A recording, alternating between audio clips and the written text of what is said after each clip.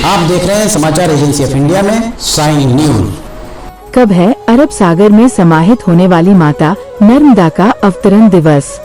आकाश की पुत्री पुण्य सलिला से जुड़ी हुई हैं अनेक रोचक लोक कथाएं। आप देख, सुन और पढ़ रहे हैं समाचार एजेंसी ऑफ इंडिया की साइन न्यूज के धर्म प्रभाग में विभिन्न जानकारियों के संबंध में। भारत में नदियों को देवी और माँ के रूप में माना जाता है और उनकी पूजा की जाती है। नदियों से लोगों की धार्मिक आस्थाएं जुड़ी हुई है। प्रचलित मान्यताओं के अनुसार गंगा नदी को सबसे पवित्र नदी माना जाता है और उसे देवी गंगा कहा जाता है। देश में अधिकांश नदियों को महिला रूप में ही दर्शाया गया है। केवल ब्रह्मपुत्र नदी एकमात्र अपवाद है जिसे पुरुष माना जाता है। भारत में लगभग 400 नदियों का जाल है, लेकिन उल्टी दिशा में बहने वाली नदी केवल एक है, वह है नर्मदा।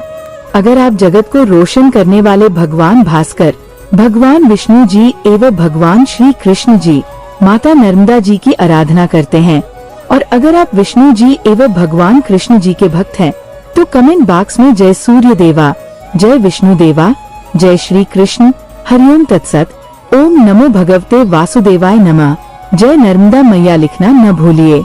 नर्मदा जयंती माँ नर्मदा के प्राकट्य दिवस के रूप में मनाया जाने वाला एक महत्वपूर्ण हिंदू त्योहार है।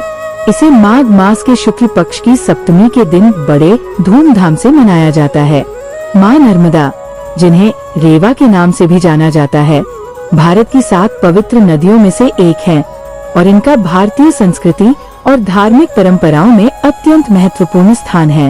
ये जयंती न केवल नर्मदा नदी के उद्गम स्थल अमरकंटक में, बल्कि इसके तट पर बसे सभी शहरों और गांवों में भी बड़ी श्रद्धा और भक्ति के साथ मनाई जाती है।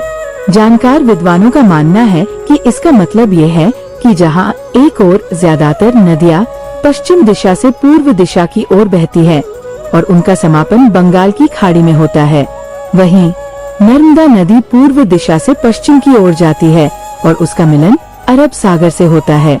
नर्मदा नदी को आकाश की बेटी और भारत की सबसे पवित्र नदियों में से एक माना जाता है।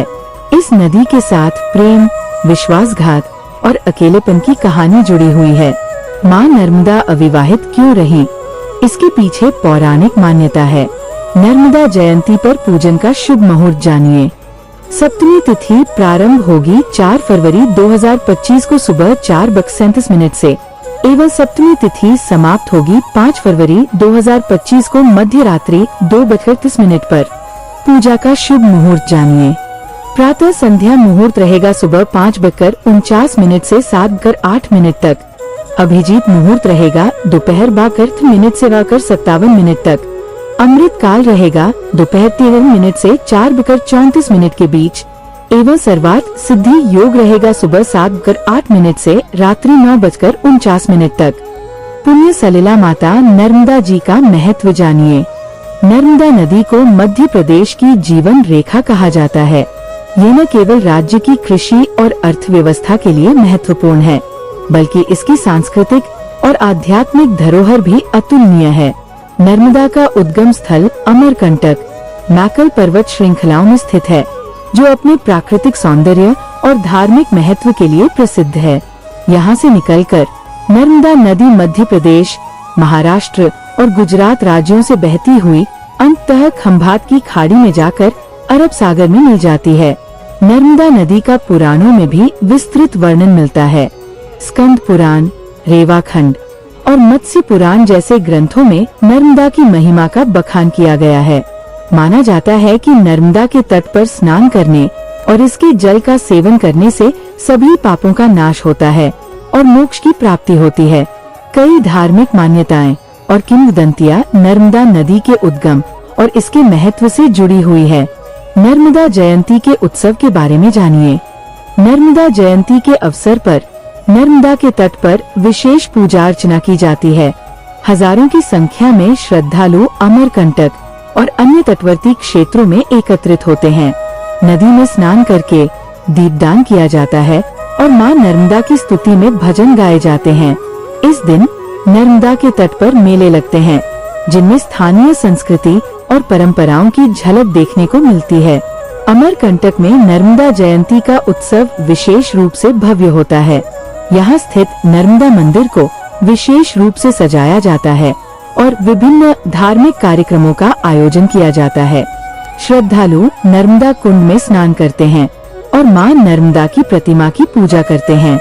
इस अवसर पर भंडारे का आयोजन किया जाता है, जिसमें सभी श्रद्धालु प्रसाद ग्रहण करते हैं। नर्मदा मैया के बारे में प्रचलित पौराणिक कथाएं जानिए।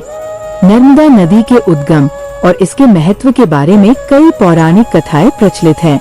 एक कथा के अनुसार नर्मदा को भगवान शिव की पुत्री माना जाता है। कहा जाता है कि जब भगवान शिव ने अपनी जंघा से एक दिव्य कन्या को उत्पन्न किया तो उन्होंने उसका नाम नर्मदा रखा। एक अन्य कथा के अनुसार नर्मदा को भगवान विष्णु के पसीने से उत्पन्न माना जाता है। एक अन्य प्रसिद्ध कथा के अनुसार एक समय विंध्याचल पर्वत को अपनी ऊंचाई पर बहुत गर्व था। उसने सूर्य के मार्ग को भी अवरुद्ध करने का प्रयास किया। इससे देवताओं में भय व्याप्त हो गया। तब देवताओं ने नर्मदा से प्रार्थना की कि वह विंध्याचल के अहंकार को शांत करें। नर्मदा ने अपनी दिव्य शक्ति से विंध्याचल के गर्व को चूर कर दिया और देवताओं को भयमुक्त किया। नर्मदा मैया को क्यों माना जाता है कुंवारी? लोक कथाओं के अनुसार एक सुंदर राजकुमार के रूप में पहचाने जाने वाले सोनभद्र से प्यार करती थी। नर्मदा और सोनभद्र का सुंदर मिलन होना था, लेकिन भाग्य को कुछ और ही मंजूर था। विवाह से पहले नर्मदा को पता चला कि सोनभद्र उनकी दासी जुहिला को पसंद करता है। दोनों प्रेमियों के दिल में गहरी दरार पैदा हो गई। दिल टूटने और धोखा खाने के बाद नर्मदा ने सोनभद्र से दूर अपने पूर्व मंगेतर के व्यक्तित्व के विपरीत पश्चिम की ओर बहने के लिए अपना रास्ता तय करने का फैसला किया। साथ ही नर्मदा ने कुंवारी रहने का फैसला किया। इसीलिए नर्मदा उल्टी दिशा में बहती है। अब जानिए उल्टे बहने का वैज्ञानिक कारण क्या है। वैज्ञानिकों का मानना है कि नर्मदा नदी के उल्टे बहने की वजह रिफ्ट वैली है, जिसका मतलब है कि नदी के प्रवाह के लिए जो उसका ढलान बनता है उल्टी दिशा में है। जिस ओर नदी का ढलान होता है उसी दिशा में नदी का प्रवाह होता है। नर्मदा मध्य प्रदेश और गुजरात की प्रमुख नदी है। आखिर क्यों माना जाता है नर्मदा मैया को सबसे अनोखी नदी? नर्मदा का उद्गम मध्य प्रदेश के अनूपपुर जिले के अमरकंटक पठार से होता है। इस नदी ने सदियों से सभ्यताओं का पोषण किया है और अनगिनत किंवदंतियों को जन्म दिया है। ये नदी लाखों लोगों के दिलों में एक पवित्र स्थान रखती है।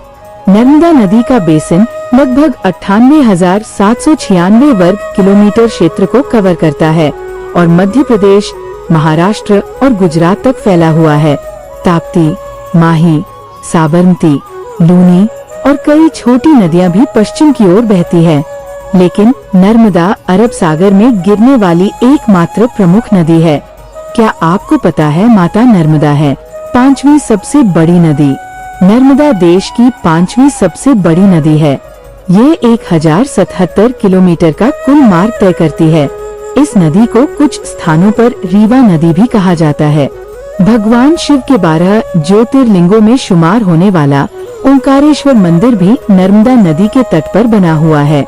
प्रमुख नदियां जिन क्षेत्रों से होकर गुजरती हैं, वहां के भूगोल, अर्थव्यवस्था और संस्कृति में महत्वपूर्ण भूमिका निभाती है। यही भूमिका नर्मदा भी निभाती है। जानिए नर्मदा परिक्रमा के बारे में। माता नर्मदा जी की परिक्रमा का भी बहुत महत्व है। ये एक लंबी और कठिन यात्रा होती है, जिसमें श्रद्धालु नर्मदा नदी के तट के साथ साथ पैदल चलते हैं। परिक्रमा कई महीनों तक चलती है और इसमें श्रद्धालु विभिन्न धार्मिक स्थलों के दर्शन करते हैं। नर्मदा परिक्रमा को अत्यंत पुण्यदायी माना जाता है और इसे करने से सभी पापों का नाश होता है। माता नर्मदा की परिक्रमा 12 महीने लगातार ही लोग करते दिख जाते हैं। माता नर्मदा के संरक्षण के होने चाहिए उपाय। आज के समय में नर्मदा नदी के प्रदूषण और इसके घटते जल स्तर की समस्या एक गंभीर चिंता का विषय है। नर्मदा के तट पर स्थित कई औद्योगिक इकाइयों और शहरों के कारण नदी का जल प्रदूषित हो रहा है। इसके अलावा नदी के किनारे अवैध खनन और वनों की कटाई के कारण भी नर्मदा के जल स्तर में कमी आ रही है। नर्मदा जयंती के अवसर पर हमें नर्मदा नदी के संरक्षण का संकल्प लेना चाहिए। हमें ये सुनिश्चित करना चाहिए कि हम नदी के जल को प्रदूषित न करें और इसके तट पर किसी भी प्रकार का अतिक्रमण न करें। हमें वनों की कटाई को रोकने और अधिक से अधिक पेड़ लगाने चाहिए ताकि नर्मदा के जल स्तर को बढ़ाया जा सके। नर्मदा जयंती एक महत्वपूर्ण धार्मिक और सांस्कृतिक त्योहार है। यह हमें मां नर्मदा की महिमा और इसके महत्व का स्मरण कराता है। इस अवसर पर हमें न केवल धार्मिक अनुष्ठान करने चाहिए बल्कि नर्मदा नदी के संरक्षण का भी संकल्प लेना चाहिए। हमें ये समझना चाहिए कि नर्मदा नदी हमारी जीवन रेखा है और इसका संरक्षण हमारी जिम्मेदारी है। यदि हम नर्मदा को स्वच्छ और स्वस्थ रखने में सफल होते हैं तो ये न केवल मध्य प्रदेश के लिए बल्कि पूरे देश के लिए एक बड़ी उपलब्धि होगी। नर्मदा जयंती हमें प्रकृति के प्रति अपनी श्रद्धा और समर्पण को व्यक्त करने का एक अवसर प्रदान करती है। यह हमें ये भी याद दिलाती है कि हमें प्रकृति का सम्मान करना चाहिए और इसे संरक्षित करने के लिए हर संभव प्रयास करना चाहिए। हरि ओम। अगर आप जगत को रोशन करने वाले भगवान भास्कर, भगवान विष्णु जी एवं भगवान श्री कृष्ण जी, माता नर्मदा जी की आराधना करते हैं और अगर आप विष्णु जी एवं भगवान कृष्ण जी के भक्त हैं तो कमेंट बॉक्स में जय सूर्य देवा, जय विष्णु देवा, जय श्री कृष्ण, हरिओम तत्सत, ओम नमो भगवते वासुदेवाय नमः, जय नर्मदा मैया लिखना न भूलिए। यहाँ बताए गए उपाय, लाभ, सलाह और कथन आदि सिर्फ मान्यता और जानकारियों पर आधारित है। यहाँ ये बताना जरूरी है कि किसी भी मान्यता या जानकारी की समाचार एजेंसी ऑफ इंडिया के द्वारा पुष्टि नहीं की जाती है। यहाँ दी गई जानकारी में निहित जानकारी विभिन्न माध्यमों, ज्योतिषियों, पंचांग, प्रवचनों, मान्यताओं, धर्म ग्रंथों, दंत कथाओं, किंवदंतियों आदि से संग्रहित की गई है। आपसे अनुरोध है कि इस वीडियो या आलेख को अंतिम सत्य अथवा दावा न माने एवं अपने विवेक का उपयोग करें। समाचार एजेंसी ऑफ इंडिया पूरी तरह से अंधविश्वास के खिलाफ है। किसी भी जानकारी या मान्यता को अमल में लाने से पहले संबंधित विशेषज्ञ से सलाह लें। अगर आपको समाचार एजेंसी ऑफ इंडिया में खबरें आदि पसंद आ रही हो तो आप इसे लाइक, शेयर व सब्सक्राइब अवश्य करें। हम नई जानकारी लेकर फिर हाजिर होंगे, तब तक के लिए इजाजत दीजिए। जय हिंद।